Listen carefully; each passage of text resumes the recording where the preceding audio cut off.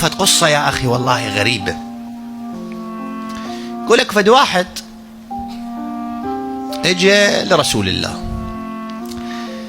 قال له يا رسول الله أنا ما أقدر أجيك يوميا، أنا أعيش في مضارب بني فلان، قبيلة بعيدة كلش، ما أقدر أجي يوميا للمدينة وأتعلم آيات القرآن ومعالم ديني، بعيدة علي، وأنا رجال كبير ويراد لي فد 5-6 أيام لما أوصل للمدينة، من أرجع عن فد 5-6 أيام، وأنا رجال تعبان، علمني الصلاة وتطيني الواجبات بدينك، وهاي هي، وأريد منك شغلة إذا تريد تعطيني بكيفك. النبي قال له شنو؟ قال له أريدك تعطيني دعاء كون من نقرأ من صدق يعني بقلبي، كون شيء يصير شطلب يصير لي. النبي قال له الصلاة هيك، الصيام هيك، أحكام دينك هيك كذا، بس أكو دعاء. قال له شنو؟ قال له مد مصليته وتوجه لله، قل له يا الله أنا عبدك وانت ربي، أريد كذا كذا، الله يقضي لك حاجتك، بس شرط كنت تحكيها من قلبك. قال له هاي هي. حفظتها؟ قال له حفظتها. راح 5-6 أيام مصلى له، نسى الدعاء، مد مصليته، قال له يا الله أنا ربك وانت عبدي،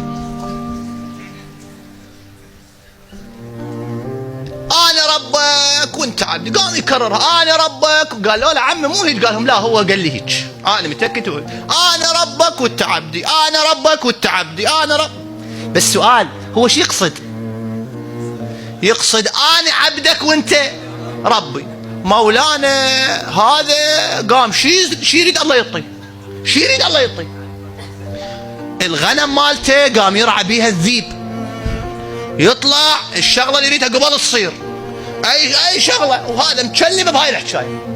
خذ له 2-3 راح للنبي قال له يا رسول الله جزاك الله خير، شنو من دعاء هذا، شنو من عمل، هيمنت على القبيله كلها، صرت الولي مالتهم. قال له الحمد لله اشكر الله، بعدك على الدعاء؟ قال له اي والله، كل ما اقول له انا ربك يجي. قال لي شنو؟ قال له انا ربك. شنو ربك؟ شنو انت ربك؟ قال له انا جاي اقول له. قال لهم لا انا عبدك مو انا ربك. قال له العذر يا رسول الله ما ادري، كان صار لي 6 أشهر انا مسوي. نزل جبرائيل قال له إن الله يبلغك السلام يا محمد ويخصك بالتحية والإكرام، ويقول هذا من جاي يقول أنا ربك وانت عبدي، يقصد الربوبية لو العبودية. شوف هذا الإعرابي من جاي يقول له هيك شي يقصد؟ قال له يا رب يقصد العبودية، يقصد انه هو عبد، بس قلبها.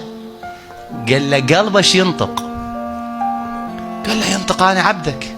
قال له خلاص خليها على عبدك بس صلحها له.